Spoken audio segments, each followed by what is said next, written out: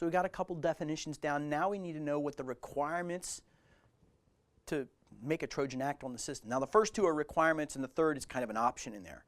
But first and foremost, if you can't install software, you can't get in with a Trojan. So we need the end user who's doing this action to be able to install whatever software it is. Now today we do a lot of whitelisting as protection mechanism, so realize that you need to make sure that that executable is on the white list of that organization.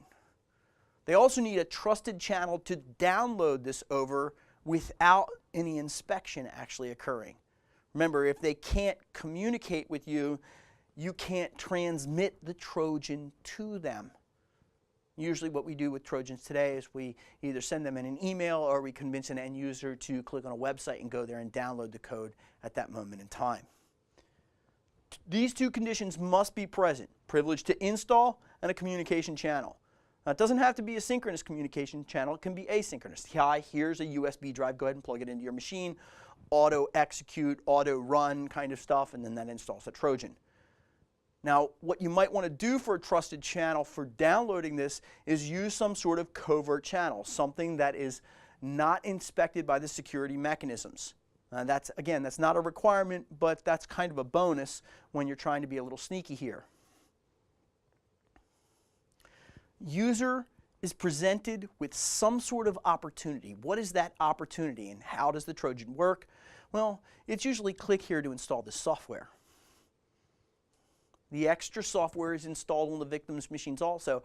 And the end user, when they're going through the install routine, says, oh, I get to play this game. I can't wait.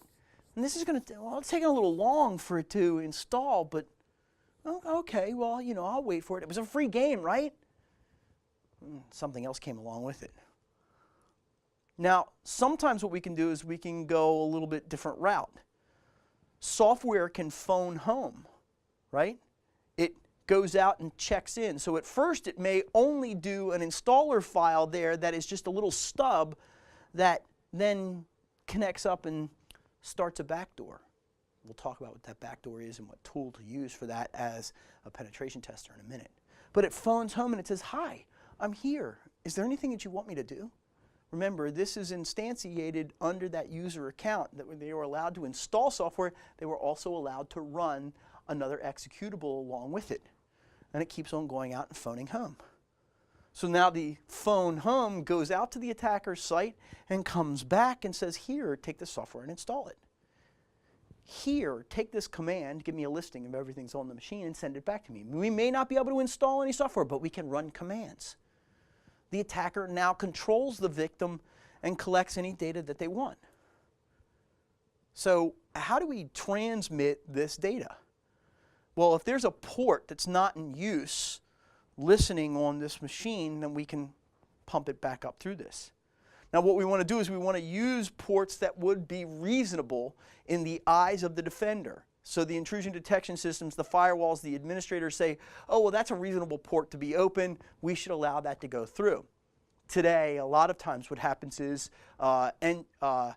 administrators will say, well, we're going to turn off access to ports 137 through 139. And they do turn them off, and then you open them back up and make them a listening port for that Trojan information, that channel flowing in there. So it looks like, oh, well, you know, 137's on this machine. It shouldn't be, but that's okay, because that's a reasonable port. But if you created a port on the machine 666, okay, well, that's probably an evil port, you know, because it's, you know, the sign of the devil and all. Anyway. But the idea is that that data flows back up that channel and seems reasonable for whatever reason. Modes of transmission: ICQ, IRC, attachments, browsers, email. Today, by the way, most of it is browser and email. That's where it focuses most of the time. But physical access, USB thumb drives work really, really well today. Still, it's not disabled on most machines that are out there. Software sites, free software sites. You know, anything that is free probably has some other attribute along with it. So how do you know when you've been Trojaned? How do you know when there's evil inside of your machine? And I say you don't. You really don't have any clue as to what's going on.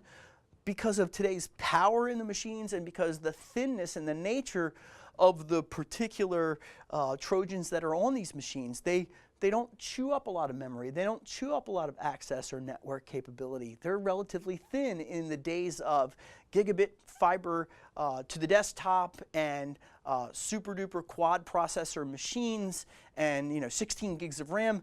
You would never notice this little tiny thing. And if you were looking inside of your processes and seeing what's going on, you wouldn't know which process was in there, and especially since it's a nice thin process that only chews up 5 or 10 megs. So now how are we going to convince this user to click on this stuff?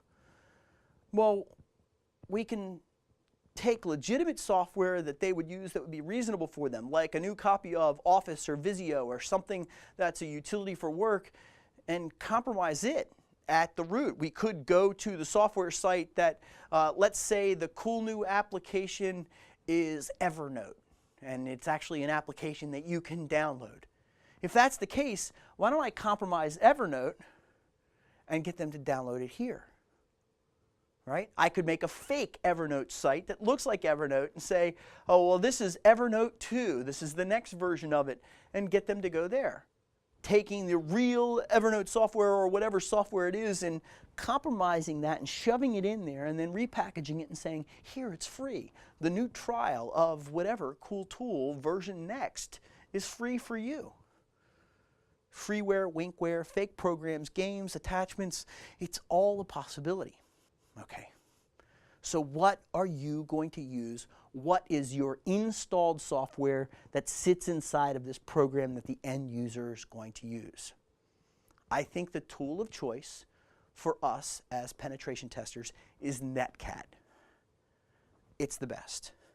It can ride over any port. It can do inbound, outbound, reverse connections. It can use TCP. It can use UDP. It has port scanning capabilities to see what's actually open.